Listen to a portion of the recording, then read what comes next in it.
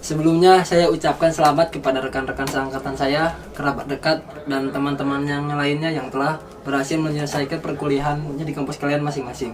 Nah, seharusnya juga saya dan beberapa teman yang lain di tahun ini juga seharusnya udah bisa lulus sih. Cuman ya balik lagi, menurut pandangan saya, setiap individu itu pasti mempunyai tujuannya masing-masing. Dan setiap orang juga pasti punya planningnya masing-masing gitu.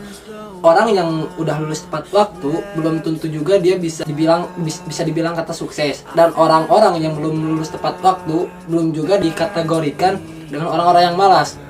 Mungkin begini, kalau misalkan kita tarik ulur ke belakang, waktu kita duduk di bangku menengah atas atau SMA, mau masuk ke universitas, pasti saya rasakan juga gitu, dan mungkin teman-teman juga merasakan kalau misalkan kita kuliah, yang saya harapkan adalah untuk mempermudah mencari lapangan pekerjaan.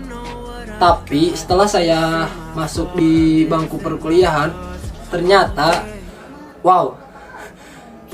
mencari pekerjaan itu tidak semudah itu. Balik lagi ke topik awal yang ingin saya pembicarakan.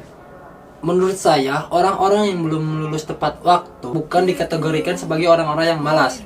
Mungkin ada beberapa faktor yang lain. Yang pertama, mungkin ada beberapa sebagian orang yang malas, termasuk saya juga.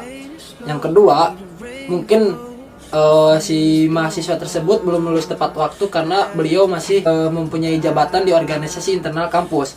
Atau yang ketiga, mungkin semua mahasiswa tapi tidak semuanya bisa merasakan survive di dalam kampus. Karena sepengetahuan dan sepengalaman saya, dari semua mata kuliah yang saya pelajari, ada satu mata kuliah yang tidak pernah diajarkan di dalam kampus, yaitu cara bertahan hidup di dunia nyata. Seperti di tahun sekarang, 3 bulan kemarin, mungkin bulan sekarang juga masih termasuk ada dampak yang disebut dengan COVID-19. Nah, di mana permasalahan dari semua mahasiswa yaitu dari biaya UKT atau biaya per semester. Dari Kemendikbud sendiri, sebenarnya untuk mahasiswa sudah diberi bantuan ataupun biaya tambahan supaya tidak ada mahasiswa yang drop out. Tapi kenyataannya di beberapa kampus ada seorang mahasiswa yang harus dicutikan paksa karena tidak mempunyai uang, ataupun ada juga mungkin yang harus berhenti kuliah karena emang benar-benar tidak mempunyai uang sama sekali. Tapi kan seharusnya tidak ada kejadian yang seperti itu. Soalnya Menteri Nadiem Makarim sudah menyatakan kalau misalkan karena di tahun sekarang ada pandemi COVID-19 ini, seharusnya tidak ada mahasiswa yang keluar dari kampus atau tidak ada juga yang dicuti paksa. Harusnya kan seperti itu. Ini hanya pandangan saya, tentu benar keberadaannya. Nah, terus balik lagi, mungkin begini. Sebenarnya orang-orang yang sudah lulus di perkuliahan dan yang belum lulus tepat waktu sebenarnya mempunyai persamaannya, sama-sama mempunyai cara survive untuk bertahan hidup.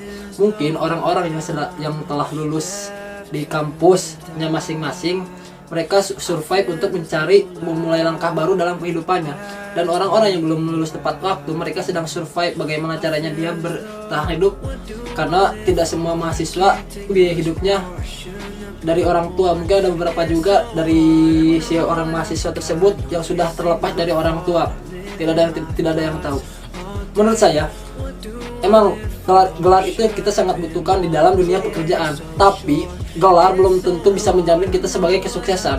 Karena saya percaya yang akan membuat kita sukses adalah tentang pengalaman, tentang cara kita belajar. Orang-orang yang lulus tepat waktu itu belum juga menjamin kesuksesan, dan orang-orang yang tidak lulus tepat waktu, mereka juga pasti punya cara sukses masing-masing kok. Di dunia pekerjaan atau orang-orang yang menjamin kesuksesan itu belum bisa dikategorikan sebagai orang-orang yang kuliah, karena banyak juga kok orang-orang di luar sana yang bisa sukses tanpa duduk di bangku kuliah. Dan ada juga yang lebih lucu, orang-orang yang mempunyai gelar, dia bekerja di orang-orang yang tidak mempunyai gelar apapun.